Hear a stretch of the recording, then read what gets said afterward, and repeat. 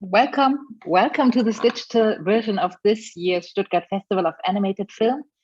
And thanks for joining us here for a look on the bright side of the pandemic lockdown measures for women in animation in Germany and beyond. This panel is brought to you by the German Animation Association AG Animationsfilm. And my name is Annegret Richter, and I will be your host for the next hour and so. Before I present the panel guests, let me point out a few things about the Stuttgart Festival, and also about the panel. When you have any questions to our panel guests, please post them at the F&A tool below this webinar. You can write any time you want, and we try to answer the questions then at the end of the panel or whenever it fits. Also, for the festival, if you want to hang out with other people, check out the VR Hub. It's a digital meeting place where you can talk and meet, chill, listen to music, and lots of things more. Also, if you want to have the big events that you usually have when you're in Stuttgart, there are several gala events, award ceremonies starting on Friday, Saturday, and Sunday, ending with the award ceremony for the competition programs. Also, you can listen to talks with filmmakers. You can see them every day at 4 or 5:30, depending if you want to meet filmmakers from the young animation or the international competition. So, and now I come to my precious panel guests. If there are so many questions that we can't answer them at the panel, at the end of this panel, there will be a link in the chat for a breakout room called Wonder Me. And there, every one of you can join us and you can talk to our panel guests for a little while more and ask all the questions you didn't want to ask here in public. So, and now I come to my precious panel guests. I start out with Tiffany Feeney. She's the founder and recruiter at Talent Outpost, a recruiting agency. And she has been hiring people for over 50 feature animation, VFX films, TV series, commercials, and games. Her company is based in Zurich, Switzerland, but she is originally from Hershey in Pennsylvania, USA. Eliza Płocieniak-Alvarez. She is an animation director and animator specialized in content for children. She has a master in Hispanic literature and a diploma in animation at the Film Academy in Ludwigsburg. And she's born in Poland, but had lived in 11 cities from Norway through Portugal, Mexico, almost everywhere in the world. But now she lives in Leipzig and works on new projects with her animation collective called Blaue Pampelmuse. My next guest is Maite Vocak. Maite is CEO and producer at Telescope Animation, based in Berlin and Hamburg. She has extensive experience in animation feature film and series development, financing, and production. Her credits include Petronella Applewitch, for example, the series she did with Accord Film and ZDF, and many others. With her company Ella Film, she is producing the animated feature My Fairy Troublemaker for Telescope. She's currently in financing with the story universe The Last Whale Singer, created by Reza Memari, which includes feature film, a game, a series, and VR experience. And you'll probably listen to it on Monday. Dorothee Mersmann, our next guest. Dorothee has been working in animation business for over 30 years. She started at puppeteering projects like Hurra Deutschland and the German Spitting Image, and went to managing the first motion capturing projects back in the mid-90s, up to production management of several animation TV series. Since 2014, she works also as director and scriptwriter for successful preschool TV series like Bobo Siebenschläfer. Well, welcome everyone to our panel. It's great to have you here. And we try to have a bright look, or a look on the bright side, that's better, a look on the bright side of the pandemic. And well, in winter and spring last year, when the pandemic came to Europe and Germany and started worldwide, many things changed rapidly. A lot for the worse, but some also for the better. In our panel, we want to talk especially about what has changed for women in animation here in Germany and Europe, and what is temporary and what might stay and make life easier, better, work better, or whatever. So my first question goes to Maite. When you think back to January 2020, what is different now for you in your work and also in your life? Everything, really. It feels that way. I just remembered in March when we went into the first lockdown, I honestly thought that it was only for 2 weeks. So I went with my kids to the supermarket and we stacked up on snacks and sweets, you know, because we wanted to cozy up for 2 weeks at home. And now it feels like, that was so naive. But no, really, I traveled a lot before March 2020, and that has completely stopped, of course. I mean, all the festivals, all the conferences. I think Cartoon Movie was the last time I left the country. Personally, a lot has changed as well. My husband is a technician for events, so he has traveled a lot. He was gone all the time, and that has also completely stopped, which for us as a family is actually good, because my work load has grown. I'm on Zoom all the time for the past year, and so it's good that he's home, and of course the kids are home as well. Thank you, Maite. Eliza, shortly before the lockdown, you moved to Leipzig from Ludwigsburg. How was it for you being in a new city and then being locked up in your home? Was it like, okay, for whatever, you know, I have to find work outside of the city anyway? Or how did you feel about that? Yeah, so we moved in January 2020, and I was really happy to have organized childcare for our kid, and I was like really proud to have gotten it. And then like just a few weeks after, it wasn't there anyways.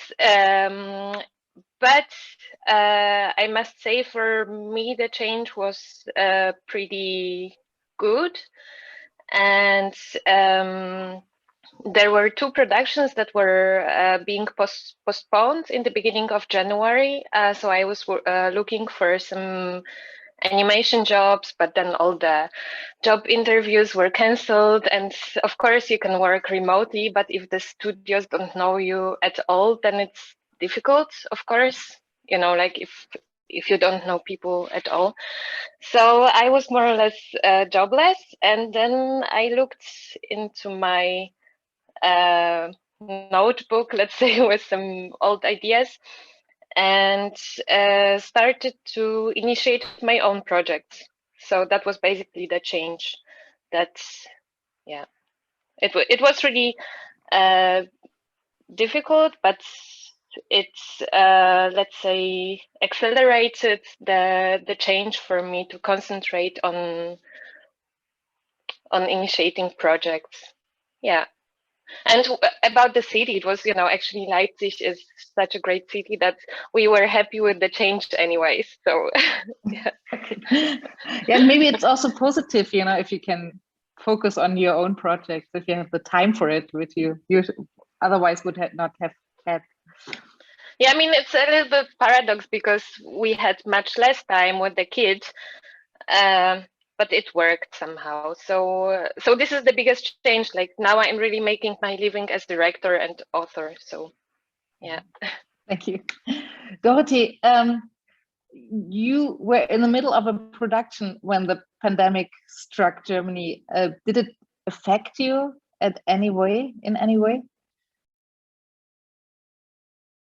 Your mic.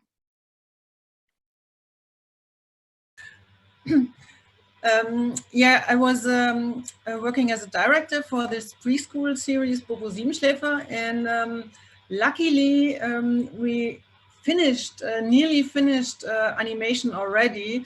And our co-production company and our co-producer, the WDR, had a lot of problems with other animation projects because they were postponed, because in China, the production companies were nearly closed down.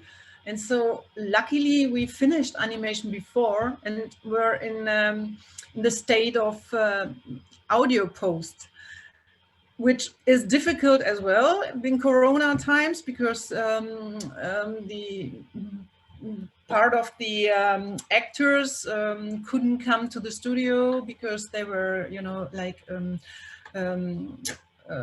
Corona, because of Corona. And so the thing was that we found after a while a very good remote system for our audio post-production, which I never thought before that, yeah, we could work that way.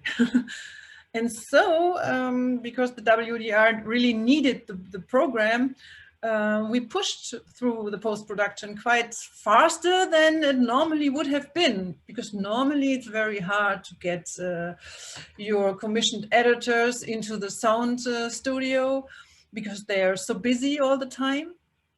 And in our case, it was easier than normally. Yeah. So basically, the digitalization also of conversation and meetings helped you in your project. Yes, in this case, yes, because I had the feeling that the commissioned editor, which is she's very important in this post-production state, because WDR takes a lot of care of each and every sound recording and dubbing, and they look at everything.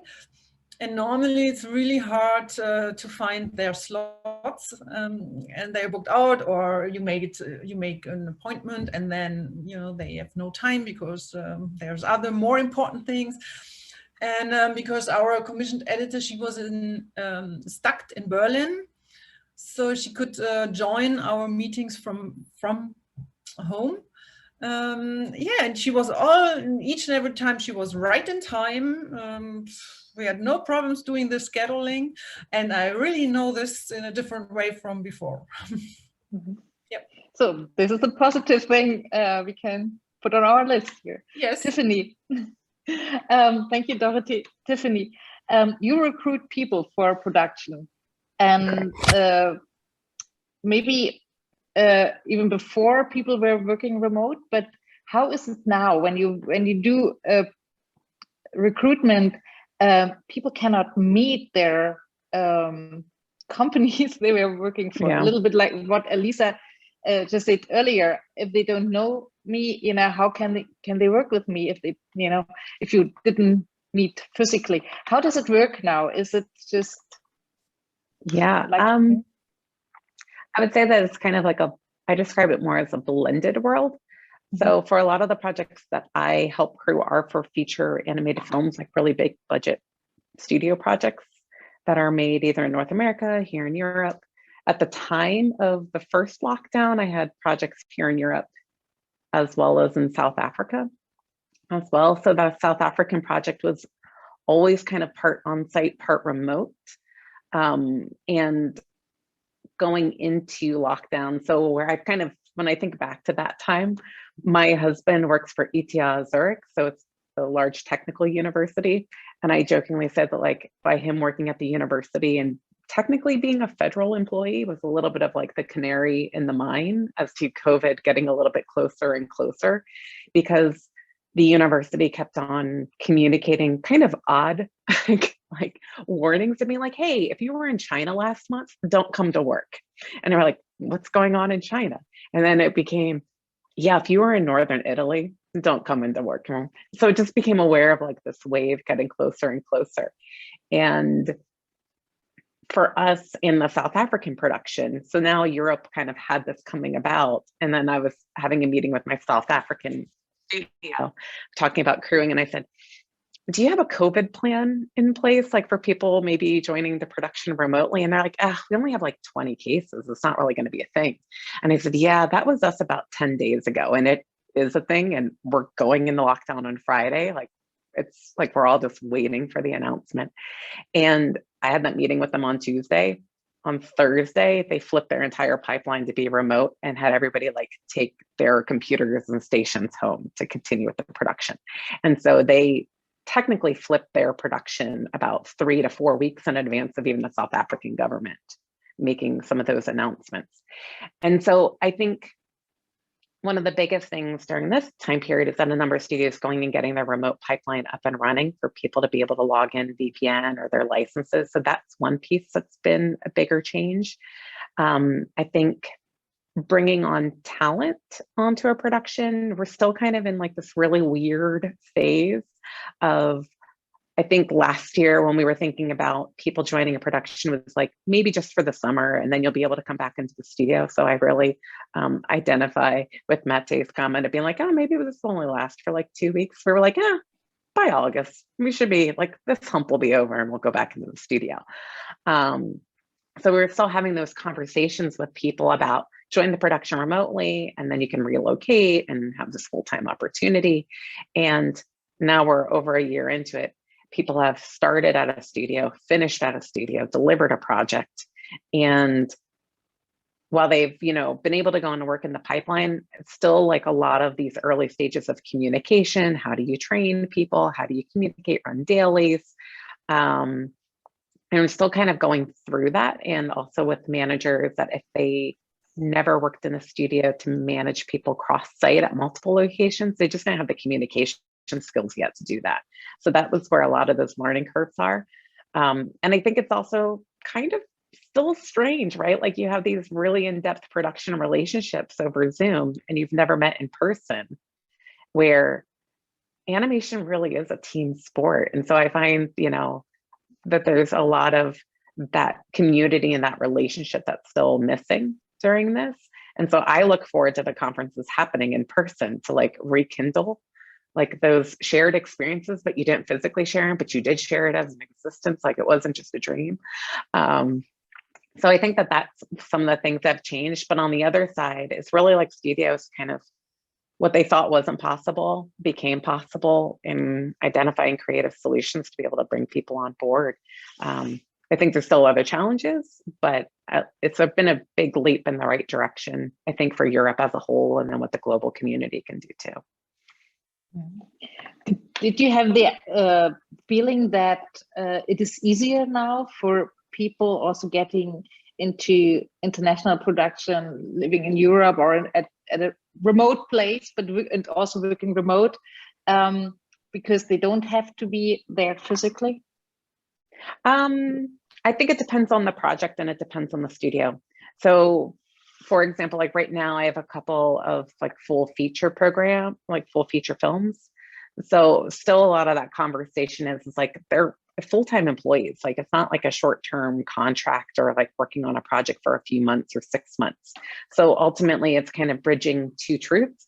One is starting on the project remotely with like to then relocate in the future. And I think that that's a little bit hard conceptually to kind of make that transition where so much is unknown in the future, like when that is a possibility. But I think that for people who have been a freelancer or self-employed before COVID, they probably have found more opportunities to work on bigger budget projects than they had before because of the studio's mindsets shifting. But I think that for artists, where I still find like an information gap between the talent is that there's a general assumption in the talent marketplace that like I can work remotely from anywhere in the world and be employed wherever I want to be. But employment laws haven't changed. And really what that is to work remotely, if you're not within that country, or like if you're in the US, you have the company has to have an entity in that state for you to actually be an employee. So there's that knowledge gap of what that means to be a remote worker. You could have always worked remotely before COVID if someone was willing to hire you and bring you on board. That didn't change during COVID. But I think that a lot of talent thinks that they can be an employee anywhere in the world, and that's not true. So like I said, there's just been some shifts around that, but I think the bigger part is for companies at least being open to bringing people on for freelance, because they've had to like test the boundaries of what they need to do in this last year to get the projects done. Mm-hmm. Do you, like Eliza said before, that her freelance jobs were canceled because she didn't really have a relationship before to this company. Did you have experience like that? So I didn't have that experience like for me and my company directly. But that, you know, just comes down to like different relationships. And I think that also at the beginning, I think it all came down to timing as to when you find those opportunities. So if it was at the beginning of COVID, I think everybody was like, pause, stay still, just like let the storm go around you.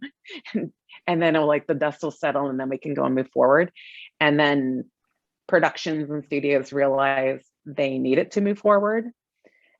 So, you know, visual effects got hit the most, and they're still kind of limping along right now because they're so reliant on physical production.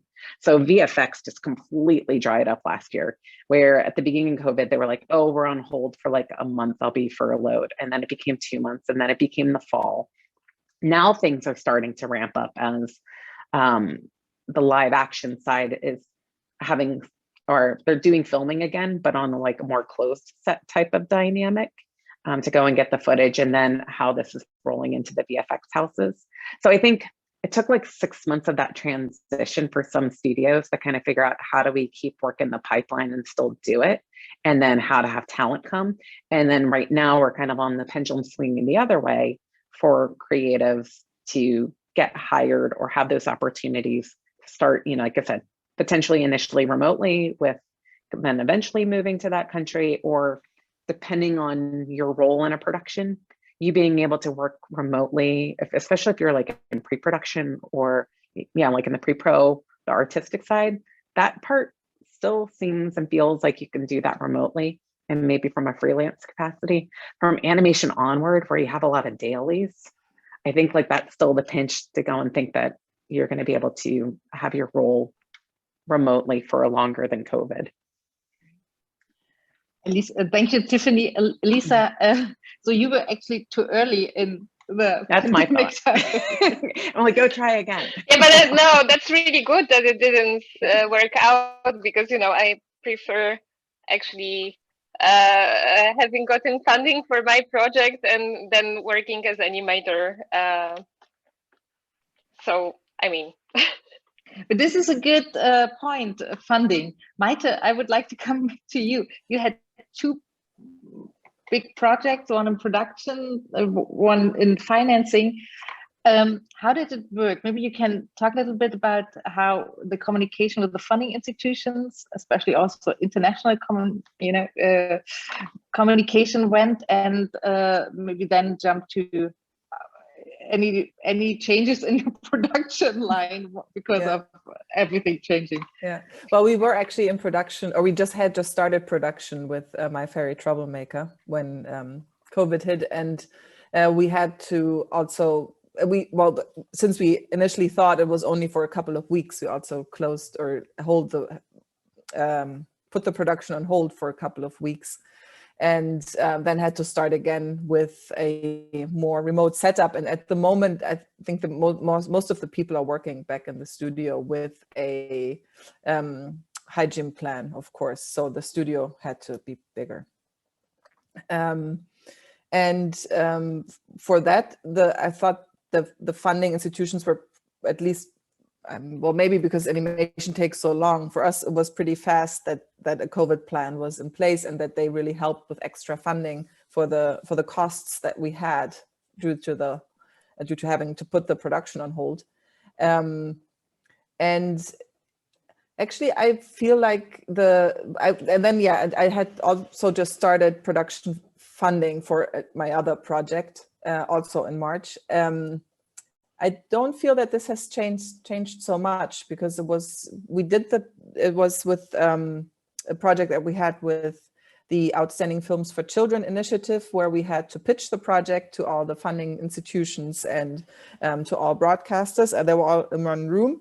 That was in Berlin, and I think that was that still happened at the beginning of March. And so we could do the pitch, and then we had to hand in the project to each funding institution. But that didn't really, I don't know, I don't feel like this had changed due to COVID, no. Okay, so there were no postponed deadlines or any difficulties? Well, Eurimage postponed their meeting. Yeah, that was, we had the Ferry Troublemaker we had handed it in January 2020, and the meeting was supposed to be in March, and they postponed it indefinitely. Yes. So we had two budgets, one with and one without Eurimage, that we started the production with, and I think they ended up meeting in September. Yeah. So then we got the money, so we were lucky, but we were working with two budgets for almost 6 months. Yes. Oh wow. Yeah. That makes life not easier. Yes. Dorothee, how is it for you? You told us already that you were in the production, and things were easier with the commissioning editor.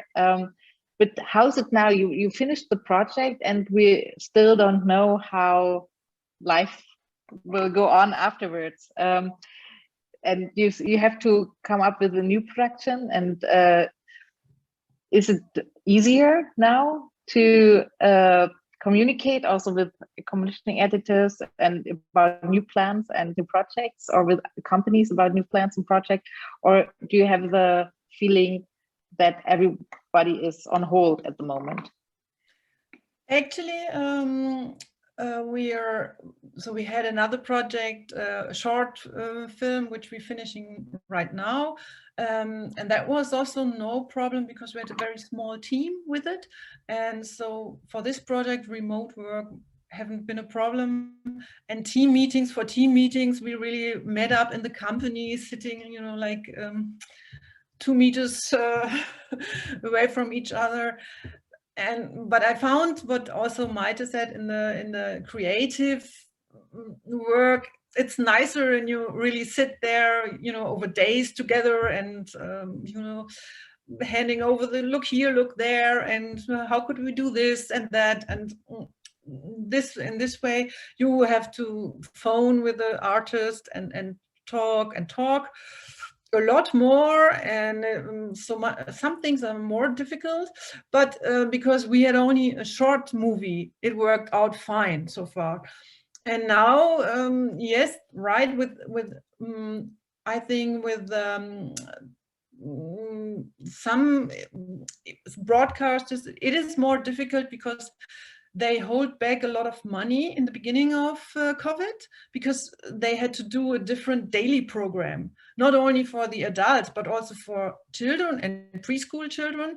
They had to make a completely new program, which they did not plan before, and they didn't know how long it will last. So they put their budgets on hold. And also, for my feeling, it's that after or in the middle of COVID, they also think more about which projects they really want to have, and maybe they also need to put a bit of money on hold. So yes, I think it's a bit more difficult to get new projects on the run and talk to them. On the other hand, also I find that talking with commissioned editors is also very, it's good to do it remote, because everyone is so, we have a plan, we know we have 1 hour, we know what we have to talk in 1 hour, and about which project we have to talk, and it's a little bit more straightforward talk, which I sometimes think it's very good, especially with broadcasters. It's very good. Because then you say, effective. What's about this project now? What's your opinion? Does it make sense to go forward, to go ahead with it, or shall we put it back? So I think that's a bit more straightforward. Yeah, our perspective is that we are now actually trying, working on, again, on Bobo Siebenschläfer, so a WDR. So we are thinking about a third season, because maybe because of COVID, because of a lot of little kids were sitting on the screens and had to watch something. So our fan community at the show with the elephant is growing really a lot, and the little kids like Bobo a lot. So maybe this is because of COVID, I don't know. Yeah. It could be an accelerator, definitely. Yeah. Well, thanks for sharing the insight, and a question to all of you, because we're here also to talk about changes and maybe also positive challenges for women. And Maite said already in the beginning that she was lucky, or well, her husband didn't have work, so she was lucky that she could do the workload that was, you know, coming up for her to projects. Not everyone had this situation in the family. Often it was the other way around, and a lot of women probably had to, you know, do homeschooling, work, and everything, you know, at the same time, which is challenging, definitely. And I know what I'm talking about. But did you experience in your production, and I don't pose it to anyone in direction, whoever wants to answer, please answers.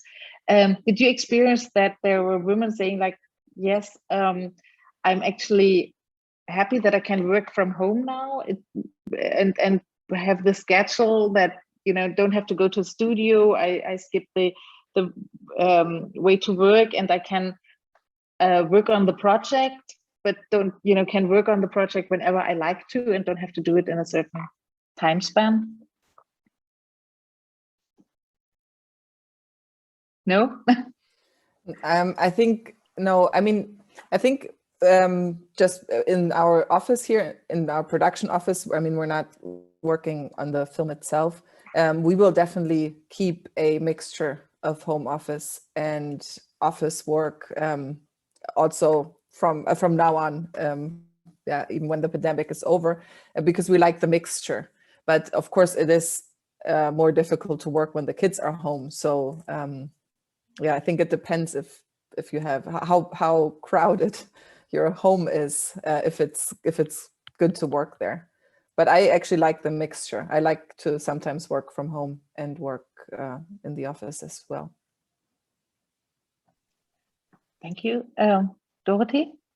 I think it will be after this 1 year, and now maybe 1.5. I don't know how long it will last. The digital work and the remote work is getting, or was getting, so much, yeah, like a normal thing. And so everybody knows how to do a video conference and shift the work to the night. And this, I think it's good for especially young mothers who normally have to stay at home. If they can shift their work a little bit, and if it's so normal that maybe, you know, a little kid is running through the picture, or a cat is running through picture, nobody's caring about this anymore. No, it's okay. Then we say, okay, close the door, please close the door, I'm in a meeting, and it's fine. And before it was like, oh, there's a kid in the meeting, oh, no way.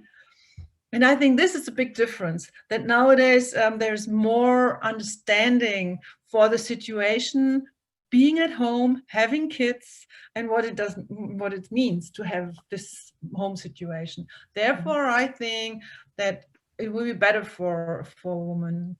Yeah.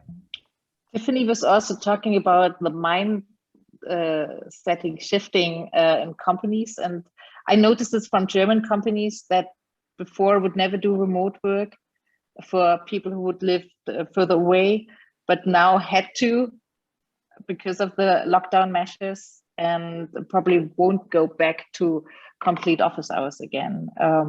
And probably it will end up, as Maite said, to a mixture of both of it, depending on what works for you, which is still fortunate for many families, and you can mix it. But Tiffany, did you experience that, that women came up to you and you said, like, for me, it's better that way? And and also men. Like, you know, we're in this industry that, you know, we have like a disproportionate in our gender diversity. And even going and talking, you know, to female candidates and male candidates of just, you know, being home and working, just being really grateful to not be working in, you know, 60 to 80-hour weeks in the studio delivering on a VFX project and actually seeing their kids grow up. Like, that's been a very different dynamic. And also going and sharing in some of that responsibilities and schooling, and just the, like what Dorothee was saying is like the shift of the hours, like, you know, who does what at what time and kind of different coverage. So I think that you definitely see that, and it's a part of your conversations with people as the kind of, you know, having some degrees of flexibility.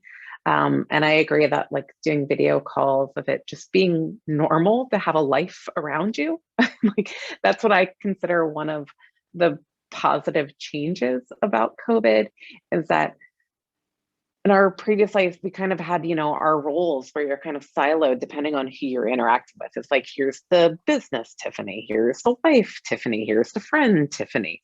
And now with you living in this COVID bubble in your household, your partners and your coworkers are seeing all the versions of you that you are aware of, but maybe they just didn't kind of see where those blur lines crossed over.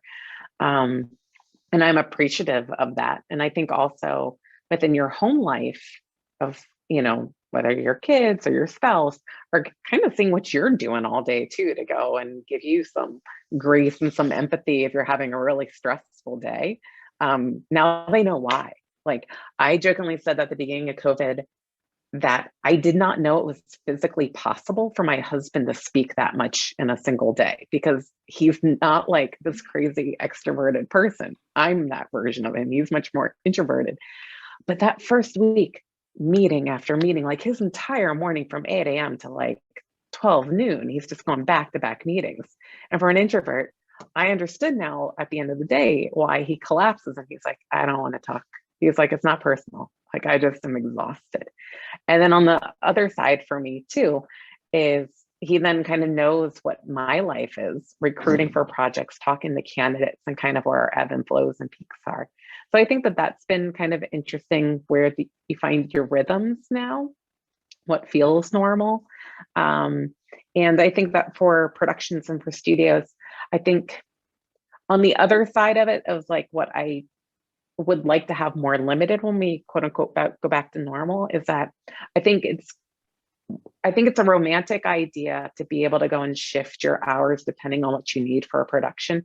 But on the other side of it is, you do need to stop working. You do need to recuperate and to relax and to kind of secure and carve out that time for your family, to kind of define those boundaries in your day for work versus family. And I do see that some of that is starting to really bleed over into later hours, where I know for myself, I'll do calls from like till 7 p.m., but I have a hard stop after that, where people are then going to go and ask me to chat at like 9 p.m. or 10 p.m. I'm like, no, I'm in bed by 9.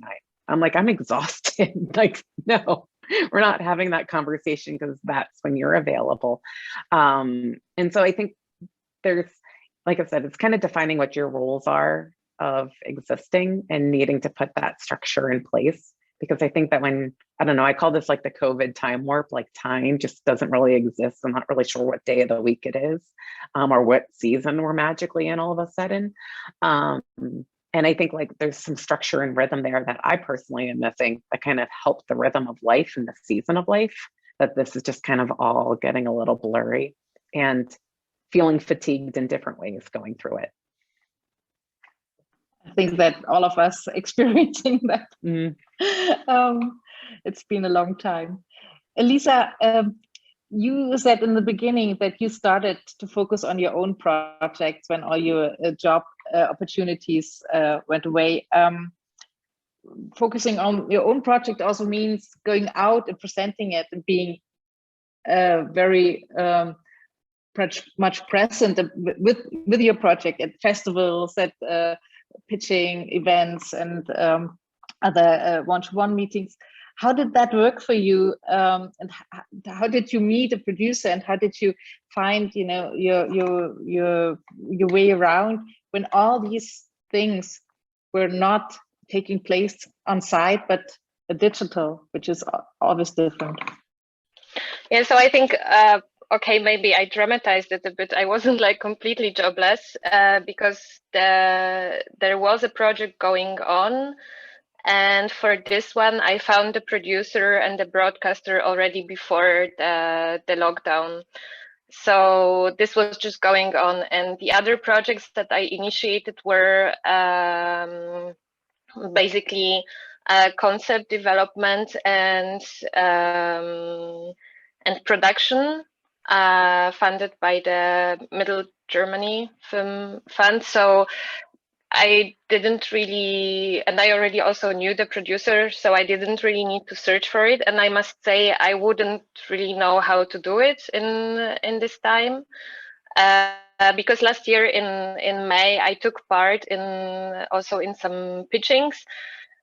And it was really nice to catch up with people that I have already known from the previous year, from the pitchings. But when I had my first meeting with someone that I had never met, it was like totally awkward. Like you just couldn't have this trust, this mutual trust that you can somehow have when you meet the person personally.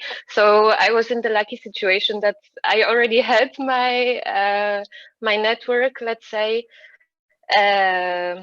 Yeah, but I mean, I was during the lockdown at Cartoon Forum, at Cartoon Digital, at JEP Animation Forum, and now also again JEP Animation Forum. And I must say, I don't know, I think for catching up, it's now really working well because everyone got used to it a lot. But for making new contacts, I think it's really hard. Yeah, but one thing about the project that was going on, so it was my diploma project, the Very Hairy Alphabet, and we were actually developing a prototype of an application, so like an app for kids based on the TV series and on the series project. And I was working with a team based in Ludwigsburg. And it was already planned that I move to Leipzig, and somehow this lockdown put me in a nice situation that I wasn't the only one who was away, and I was, you know, like conducting the team as the game director and like concepting all of that. But everyone was at home, so it was like the whole team was together, and I was just the only outsider. So, and we worked a really good. We also had really good technical director and like pipeline manager who introduced really good tools for feedbacks and, you know, like sync, sketch, shotgun, and so on. So this was working really well, and yeah. Yeah, that's also a very good experience. That also mothers of really small children told me that they are not the only ones who are staying at home now at meetings when they join digital, but now everyone is digital and at home. So good for you, basically. Well, coming from this to another point, with this lockdown, animation had to change to remote work and change pipelines, and a lot of technical things changed. Did you personally experience a technical acceleration, like an innovation in your companies, or maybe you tried to accelerate it yourself because you said we need something different that makes life better or work better for us as a team, the introduction of new technologies, of new communication tools, of new ways of working in pipelines. Was there something that you could share where you said this is something that would not have been able to introduce without having the necessity of the lockdown and everyone being in remote work? Is this a question directly to me? No. You can, whoever wants, it's to all of you, because I don't know who has an answer to it, because it might be different reactions. I don't know if any one of you experienced something like that, because there has been a lot of technical innovation in the past year due to all the, the immense, tremendous amount of communication, digital communication, for example. Yeah, like even Zoom, like I didn't use Zoom before, maybe Skype for smaller conferences, but this is something really amazing that it really works to have a conversation that is maybe with more than just two people, like real, or like a workshop or something like that. So I was really impressed that it did work. Yeah, I'll go and say that, like, for myself and with companies, like, we've done interviews via Zoom for years, and before the lockdown, I'd always be like, if you want to do a tech check 5 minutes before, make sure the link worked. Like, we had to kind of like train people how to use this technology, and now I'm like, nope, they're good. Like, we don't have to spend that extra amount of time to go and do that. But I do think that one area for a number of the larger studios or more vendor-based studios where there's been a bigger technological upgrade that had to happen. One is going and having remote access into their systems. And the bigger part that needed to happen was actually a lot of different security protocols within their infrastructure. Because if they're working on a very well-known IP, coming from, say, like, the Marvel universe or the Disney universe, the security management and the rules around that for a particular studio to pick up that project's massive. And we jokingly say that the vendor security is more stronger than the IP holders security requirements of how many hoops they need to jump through. And so that has been an area that I think across the industry of people working remotely that we're all being aware of how to fulfill a lot of those technical requirements. And I think that that's also kind of, the one domino, if we're going to go back and be 100% in the studio, or if we can still have this blended work environment, if that domino falls of a security breach, of, some footage getting leaked out before a film comes about, like, every studio executive's biggest concern is having like another Sony breach that had happened in the early 2000s, like, or 2010s. Like, when that happened, like, that is going to like spook the flock, and everybody's going to be coming back into the studio and like having this lockdown and those big projects again. So, like I said, a number of my conversations with executives is that, the head of studios, the head of production are like, I like working at home too. So everybody be cool, make sure your systems are in check, don't compromise the project, so that we can continue to have this flexibility. But it will always come down to the IP holder and potentially like who the distributor is that will go and influence how those projects can continue to work in a more remote or a more distributed pipeline, and then how that technology evolves around the pipeline to enable this type of work. Did this apply to you as well, Maite? To your production? The security, no, I don't think so. But we are setting up a studio at the moment in Hamburg, and before the pandemic hit, we were thinking about also having remote access, and that has turned into, we're setting up a remote studio that is completely on cloud-based, and so that we're flexible. We can have people in the office or not, depending on the situation outside. Yeah, and I think the decision probably wouldn't have been as clear if the pandemic hadn't hit. And now I think it's a great opportunity to do it this way. So sometimes it accelerates decisions. Yes, So, exactly. Doro, you wanted to say something before Tiffany jumped in. But this is what I want to say is that I think nowadays it's it is so normal. Many things we have kind of a new reality, which is so normal because we tested this all or a lot of things, and so our visions go further now. And I think especially for women with very small kids, you have whether the possibility to stop working, or now even though you go into the evening and nights, but you at least have the chance to do it. And to keep on working. And I think this is a very big difference to our life before COVID. And from this state of art now, we go forward. And I think we keep that. And then we go more into remote work. Most of the artists have their equipment anyways at home, and we work a lot with freelance artists. So, and now we can go and say, okay, you can work at home or not, and to make it more it fits, or we can make it in a way that it fits to the lives of our artists or our employees.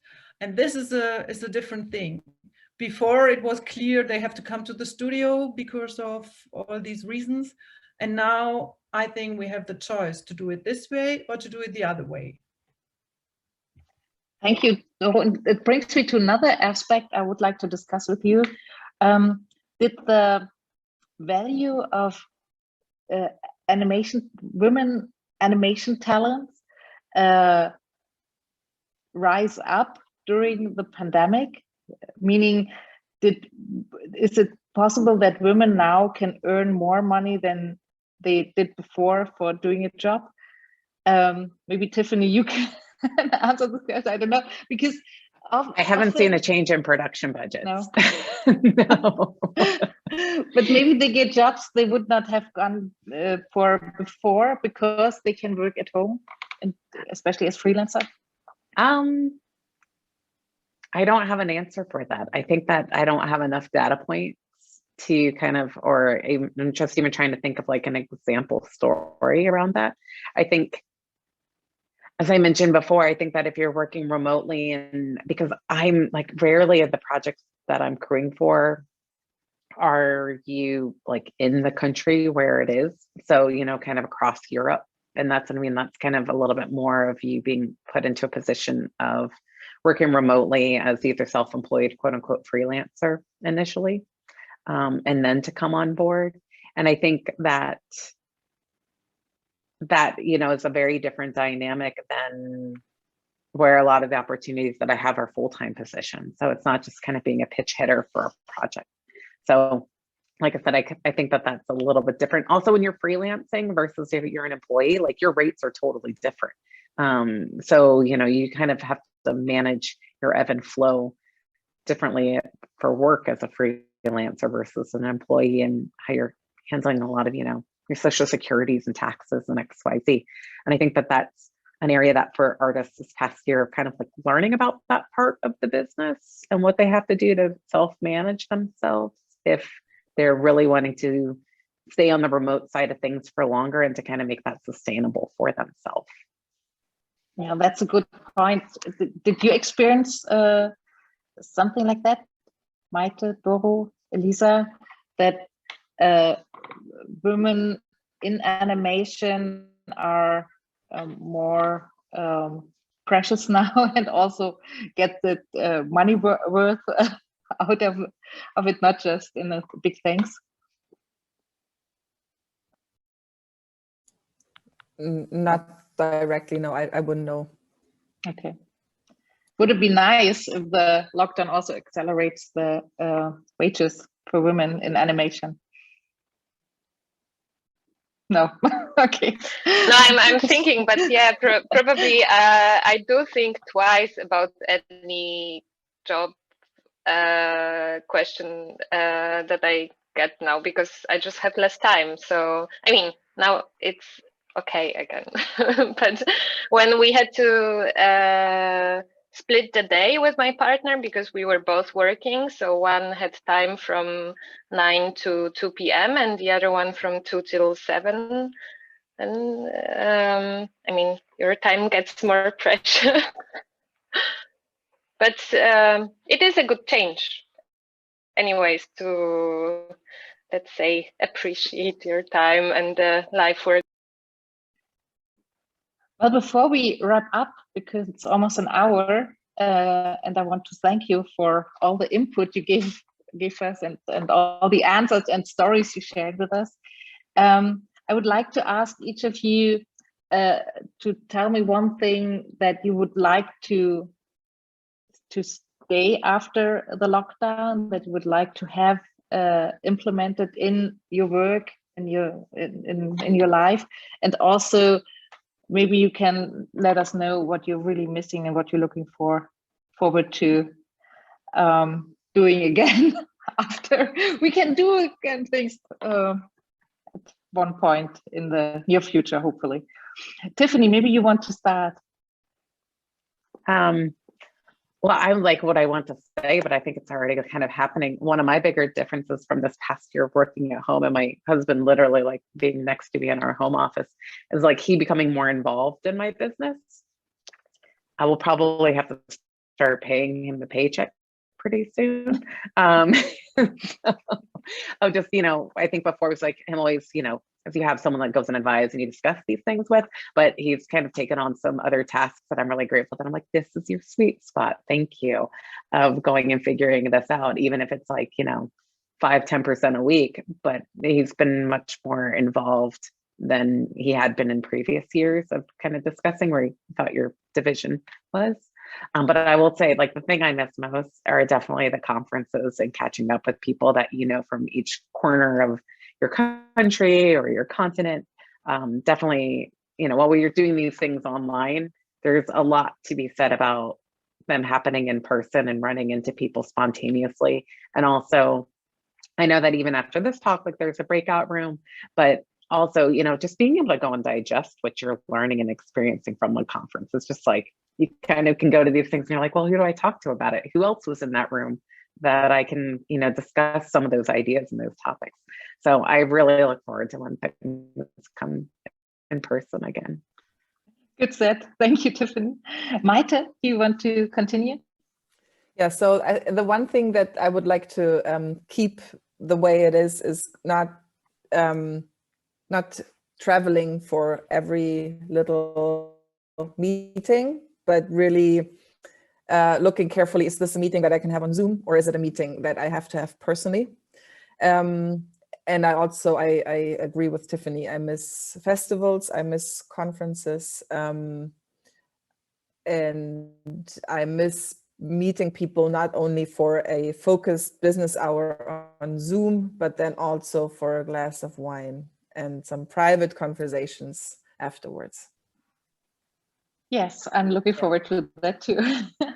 Doro, can you continue, please? Sure. I'm missing the big screen at a festival for sure, and the after party. But I also missing the creative work in one room, where you really work with different people on different things, and then you show this, and it's a give and take in one room, and that's always really nice. And being also a production person, normally you go in the studio, talk to everybody, hey, how are you, how is it? And this isn't in a conference call, you don't do it. So this is something I really miss. So some of the people to have the kind of small talk or this private talk, which normally is in the production room when you go, you know, from one to one. And this is something I really miss. So I hope we have this back soon. But on the other hand, what I really like to keep is what Maite also said, that you don't travel so much, that it's so easy to talk to more than 1 or 2 people in a meeting, digital-wise, remote-wise, which is great. And I also see that for women, for mothers with young kids, I see really a big chance to keep on working and not, to be in the position which is normally that they say, you can't keep your job you're doing now. You have to do some other things because you are not full-time here anymore if you have small kids. And I think nowadays there are still a lot of possibilities to keep your crew, even if they get father, mother, and get children. Yeah. And you probably would like to have the availability of the commissioning editors. Like you said before, that they were on time and always there when you needed them. Yes. Okay, let's hope for that. So, thank you, Elisa. You too. I don't know if I have anything to add. I really agree with you. But when you said cinema, oh my God, my heart just broke, and I was like, I want to go to the cinema again and have the real picture and the real sound. So, and with a glass of wine afterwards. But even though I said how difficult it is with the digital pitchings, this is like, I mean, I enjoyed so much listening to you, and of course it is not the same as the personal connection, but still I'm really glad to have gotten to know you. Yeah, so somehow it works, and it is just more flexible. I mean, it wouldn't be now possible for me to travel to Stuttgart, so yeah, and we did it. So yeah, I think we can keep that. I think thank you. There's one more thing. Yeah, like I think in future that a lot of festivals will be held online and offline, in presence and in distance. So this is also one big thing in which COVID brought really up, that taking part in a festival, in a conference, in a webinar, that you now have both things. You can do it like school, in distance and in presence. It's much more democratic now because you don't have to be on site at a festival and still can participate if you like. And nature appreciates it too, I suppose. I mean, just in February last year, I traveled to Köln from Leipzig, still not flying, but on train, on one day, just there and back, just for one meeting that could have taken place online. So, and then like 1 month later, it could have taken place online. That's how it will happen in the future, probably. Well, thank you very much. A lot of very interesting thoughts and ideas and answers came up in this meeting. I thank you all for participating in our look on the bright side of the pandemic, which is not easy, but as we all noticed, there are a lot of good things that happened during the past 1.5 years. And I hope too that some of them might stay forever and help us to organize our life much easier, and also our work-life balance and family life. Well, thank you very much. There were no questions from the participants, from the guests yet. So if you have any questions, you can either post them at the F&A tool below at the webinar, or you can join us now at the Wonder Me breakout room, where you can ask individual question to each of our participants. The link of the Wonder Me room will be posted in the chat, and the webinar will be on for a few more minutes, so you can just join in. The room is only for people who participated in this panel discussion and listen to it.